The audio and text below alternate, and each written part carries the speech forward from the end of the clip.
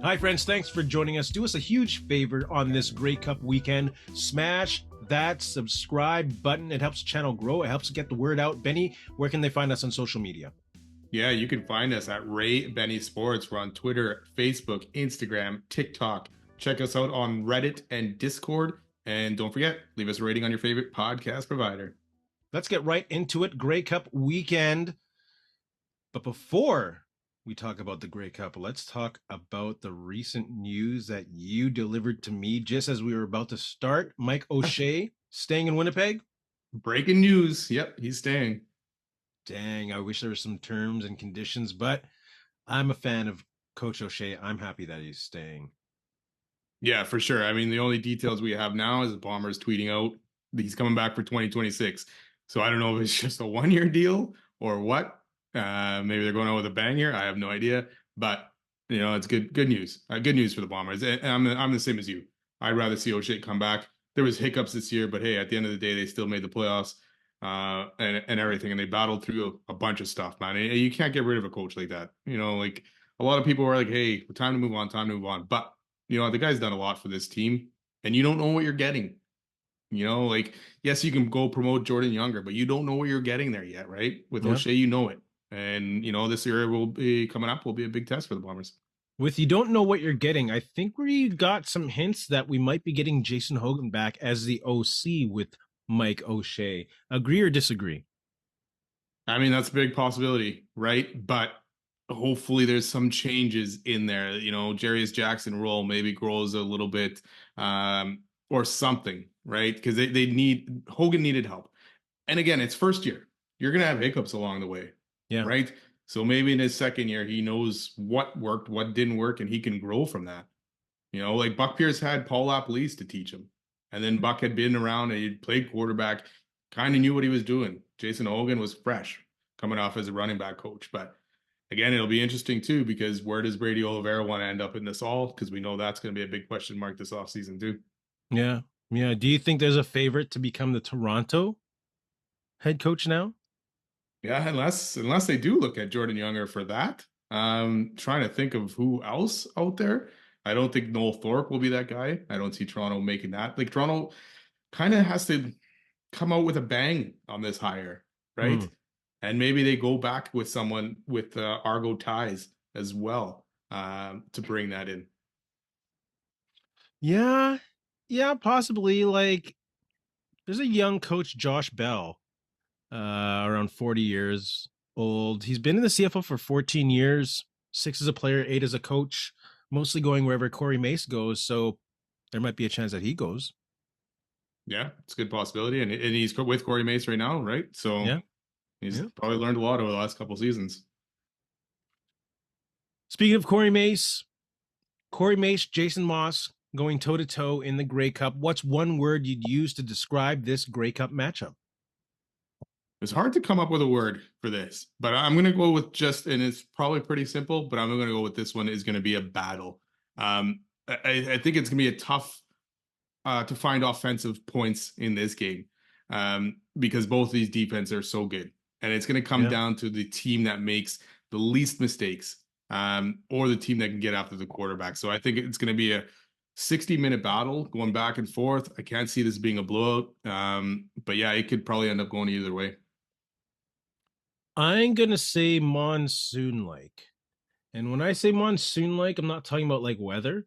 I'm talking about Gorilla Monsoon, who is half of the greatest sports commentator duo in sports/sports entertainment history with Bobby the Brain Heenan. But I'm saying monsoon-like because of that famous quote that he used to use, the irresistible force against the immovable object. This will come down to who can convert on second down and who can create the most havoc on the quarterbacks. And that happens in the trenches. Both of these teams are top 3 when it comes to stopping teams on second down. Saskatchewan is slightly better than Montreal at converting second downs, but we have to remember that Montreal was missing their starting quarterback, Davis Alexander, for the good chunk of the season, and that'll skew your offensive numbers. You know, I'm really looking specifically I'm looking forward to seeing Montreal's defense and how they can take on the Saskatchewan running game. Yes, Montreal's been good at stopping the running game, but Saskatchewan is playing a very much bully ball like system. Yep. I want to see how much that affects Montreal's pass rush, which we'll get on in more detail, I'm sure, in regards to when we talk about the game. But yeah, I'm going to say monsoon like, and it's going to be a battle of the trenches. Like you say, Yeah. battle. Oh, for sure. Who has the most to lose this Grey Cup? Man, I was going through this list. And of course, Trevor Harris with his age and not starting yet, and Jeremy O'Day. But I'll give Jeremy O'Day a break because he's in year 2 of the Corey Mace era. Both of them just got an extension, I think, for a couple years. So yes, it's going to hurt people in the organization, frustration. They'll feel it the worst. But I'm going to say Rider Nation. They are going to feel the pain if they lose this one in Winnipeg. They were confident from week 1, pretty much the number 1 team in the CFL from week 1. They've been boasting online non-stop about how good their team is. And yes, like I said, it's going to hurt the players. It's going to hurt front office. It's going to hurt all admin and all the people who actually work within the organization. But I'm saying in regards to pride and short-term pain, it's going to be Rider Nation. So if Saskatchewan wins, do Bomber fans in Winnipeg feel the pain then? For having Saskatchewan win this game in their It's stadium? not going to feel good. It's not going to feel good. Yeah, for sure. I'm going to go with Trevor Harris, just because of where he is in his career, age-wise. No contract extension so far with Saskatchewan. This is it right now for him, depending on what happens. And like we say, he hasn't started one of these games before.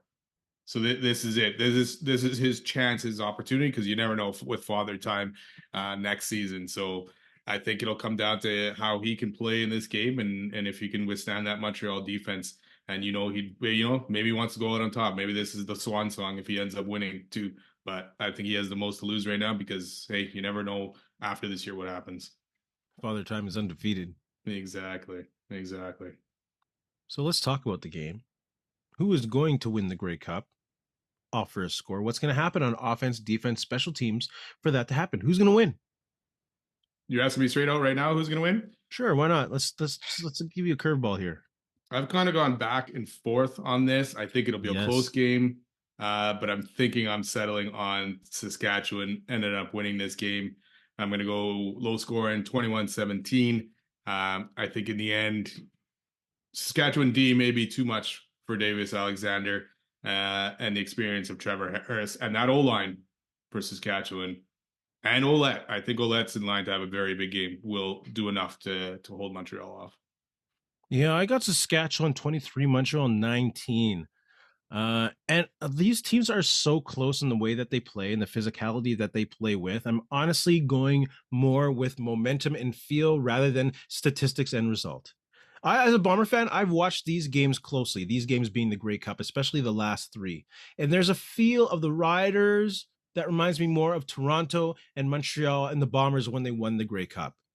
Rather than the Bombers of the last 3 years. It just feels like it's Saskatchewan's time coming into Princess Otto Stadium, taking advantage of being the visiting team. There's something about that stadium that I'm sure will rile up the Saskatchewan players, get them to a level that might be more intense than Montreal, but at the same time, they have leadership like Trevor Harris, like Jamarcus Hardrick, who have been through these Grey Cup battles. And not to say Montreal, like 20 of their players, I believe, have been through a Grey Cup and a winning Grey Cup. But Trevor Harris, I think, will be hungrier. Jamarcus Hardrick will be hungrier, losing his last 2 trips to the Grey Cup. And he can voice that. I've won 2, I've lost 2, and this is what we got to do. Like he's one of those leaders. So I think just off of feel momentum, I'm going with the Saskatchewan Roughriders. And yes, I'm going to admit, yes, this is Corey Mace's first time as a head coach, but he's been looking good too. He's been growing with that team. And we said, I mentioned a few weeks ago when he refused that Gatorade bath, that there is something, a different focus about this team that was different than the Craig Dickinson-led teams who couldn't quite get it done in the big games. Yeah, like you say, statistically, these teams are very similar. Like a few yards here and there kind of difference. Saskatchewan's allowed the fewest sacks, or sorry, the 3rd fewest sacks in the CFL, while Montreal has the most sacks. So something's got to give there. Whereas Saskatchewan also have the third most sacks in the CFL. So it's just, again, we talked about the trenches. Those D lines versus those O lines are going to make a difference. If Montreal can get after Trevor Harris and Yeah. force him to throw, hey, they'll have an opportunity because he's not as mobile. But if Harris has time, he is going to find his receivers. Bo Yeah. Levi put up some yards against Montreal. The only thing he couldn't do was put in the points. Zach Collaros ended up putting up tons of yards on Montreal and points, right? But Montreal's offense was better than the Bombers that day. So yeah, it's going to come down to a turnovers. Like both these teams, what was it? Combined for 80 turnovers this Yeah. season. So both these teams are pretty similar. Absolutely. And we saw Saskatchewan struggle against BC for the most part until the fourth quarter to put up points, and then they got it done. So, like you're saying, they're almost that kind of team that's figuring out ways to get it done, like the Bombers did in that first season, first Grey Cup, where they beat Hamilton, and things are going their way. The bounces end up going their way by the end of the game. Even earlier this season, games were close for Saskatchewan, where they were winning. Other Yeah. teams were coming back, and they still hung on to win. So, it's going to be good. And AJ Ouellette, Saskatchewan's run game is very good. Montreal's not very good. So I think Yeah. that's where the difference is, where AJ Ouellette's going to be the one to perform. If that O-line can block for him, he'll end up being the difference probably in this game. I do like that Montreal running game with that running back. Shoot, what's his name? Smith? Smith. Yeah. Yeah. He was even averaging 5 yards a game last game, although they didn't commit to the rushing game because of the way the game was going. But I do think Ouellette will be fed often and early and will make a difference. I think the depth of the Montreal D-line will be challenged. Like, let's not sleep on Ouellette now. He quietly rumbled, oxymoron, quietly and rumbled, for the second most yards in the CFL. And Yeah. let's not sleep on Montreal losing Sean Oakman. He was an Eastern All CFLer this season. Stress on was. He was there for the 2022 Argo win. He was a 3-time CFL All-Star, 1-time All CFLer. As physically, he's one of a kind. He's a freak. You just can't replace that off the practice roster or with a rotational player. So I think that early on in the game, the Montreal D-line will be tested, will be beaten and bruised, and I think that will affect them later on and will give Trevor Harris more time to pass the ball as the game goes along. And that's why I see Saskatchewan winning this game, because both quarterbacks are very effective. And what it comes down to really with both quarterbacks is how that hamstring is going to hold up for Davis Alexander. Like, Yeah. dude is not the best improver off the run, but if he gives his legs and he finds a hole, he can be gone for 20, 30 yards. And if he doesn't have that option, what are the linebackers Saskatchewan and DBs going to worry about? Well, yeah, he led the team last week in rushing with 60 plus yards. Yeah. Right. But now the hamstring's an issue. So is he going to run? Because one run could affect that hamstring and throw the whole game off. And then we got MBT coming in to try and play cleanup. Yeah. The one thing about Saskatchewan's D is their back end is susceptible, especially if they're not getting that pass rush. So Davis Alexander and these receivers for Montreal can exploit that. I don't see them doing very well running this ball no matter what. I mean, Saskatchewan gave up 76 yards rushing per game on average. Yeah. That's going to be tough. So they're going to have to do it through the air. But you're going to need Davis Alexander to be mobile. And can he do that? And for Montreal, is Mustafa Johnson, like you're saying, Oakman's out, is Mustafa Johnson going to play? Because that's huge as well for Montreal. He hasn't played yet. And yes, they've gotten the wins, but now you got a different animal on the other side, because that Saskatchewan offense is pretty good, even with their receivers.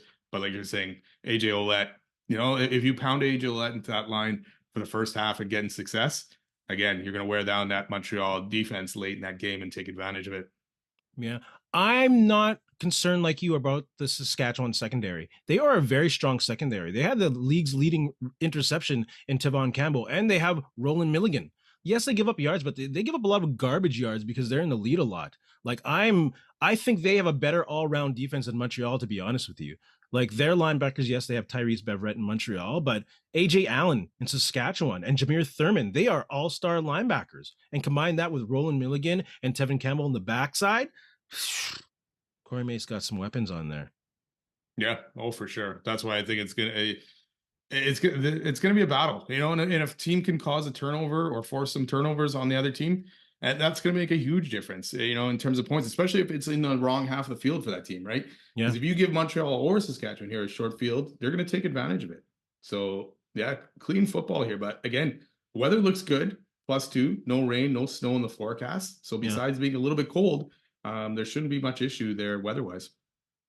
And I will say, even health wise, if Alexander is okay with the hamstring, when you have Malik Rose, Micah Johnson, and Mike Rose on a Saskatchewan D line who knows how to contain a dude like that, it's not going to be easy pickings for Davis Alexander.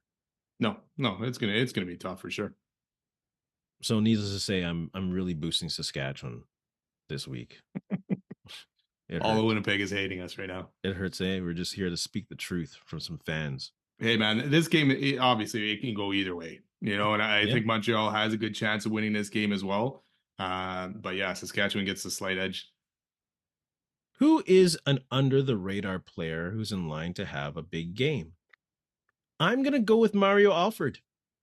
Dude has been quietly leading the league in kick return average, and it looked a couple times last week that he was a crease away or a missed tackle away from taking one significantly deep into whatchamacallit's territory, BC's territory, or back to the house.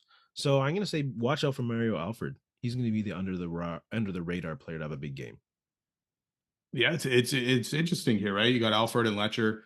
Both of them can break one, and that could be a huge difference in this game. I'm going kicker, and I don't know if he's that much under the radar lately, but Jose Maltos Diaz has been on fire for Montreal. Huge last week in getting that win against Montreal or Hamilton. And I think it's going to come down to a lot of field goals in this game because I think defenses are going to probably bend a little bit, but not necessarily break. And I think touchdowns are going to be hard to come by. And at the end, Yes. it's going to be who's better, Diaz or Lawther, in the end. And I think Diaz is going to be the guy that sticks up for Montreal. I don't think I give my score. I think it's Saskatchewan 23, Montreal 19.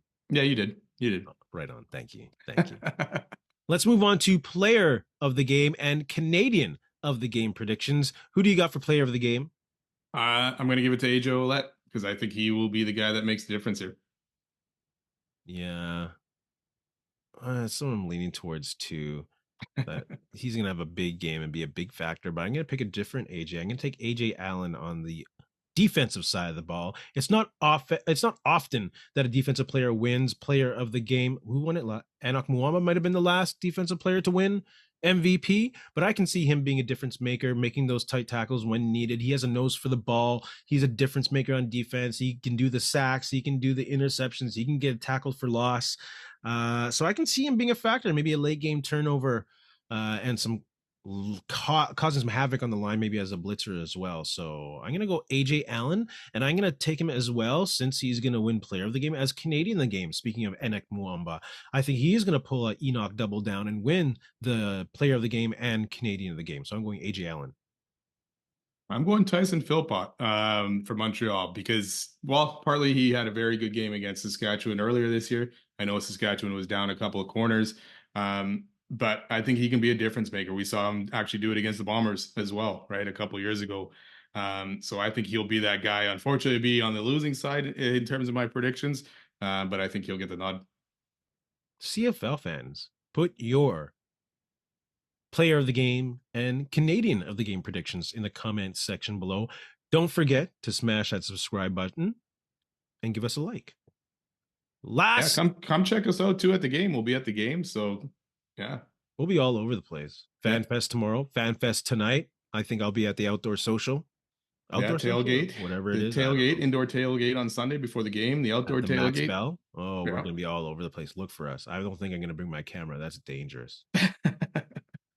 I almost left my camera at the. I had to go back at the event center last night at the Player Awards to go get my camera because I forgot it. Yeah, I'm just starting to use it. I forgot it. Speaking of the Player Awards, what's one word you'd use to describe your CFL Player Awards night experience? I've never been to one of these before, so I mean, to me, it was fun. It was a great experience. We got to see the media side of things. We got to mingle with the players, the execs. It was a great atmosphere in that party area. Before and even after the show. And it was great because you get to see players, the team execs, and fans just all around mingling together, taking pictures, players talking to fans, all that kind of stuff. So it was pretty cool to see. I'm going to say posh, but not in a snobby way. Like, it was a great event. The booze was flowing. The hors d'oeuvres were there. Different faces, players, referees. We Oh, saw yeah, that's Andre, right. the Grey Cup referee. Yeah, he's going to be rolling. We saw Solomon Elamimian, the CFLPA president. We saw the commissioner. It was crazy. Milt Stiegel was there. All them. Oh, it was a good time. If you do have an opportunity to go and experience it, go and experience it. Yeah, I would definitely do it again. On either side, I don't know if you can buy tickets for this event. I never really looked Yes, into that. there's a package, I But think, oh, is it for all okay? these events. Yeah.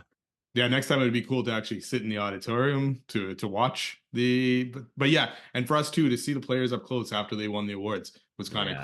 cool. Doing the interviews and stuff like that. That was awesome. I mean, they're standing right there, right? You had Trey Babel standing right there, talking to all of Nathan us in Rourke. that room. Yeah, Nathan Yeah. Rourke. It was a pretty cool experience. That was a really good time. Hopefully, we Yeah. get to keep on doing that. Benny, you have anything to say to our friends? You know what? Don't forget. Thanks a lot for listening. Don't forget to subscribe and follow. I started that a little bit earlier this time. Yeah, we'll see you somewhere around this weekend. Have a good time. Come and say hi to us at Grey Cup. Come take some pictures. We want to meet y'all, and I hope to meet y'all, some of y'all at the festival. We can do a little bit of interviews. We'll post them up on our YouTube channel and social media. So, in the words of LeVar Burton, we'll see you next time. Hey, friends and neighbors, don't forget to check us out online on Facebook, TikTok, Instagram, and Twitter at Ray Benny Sports. And don't forget to check out our YouTube channel. Leave a like, leave a comment, tell us what you think.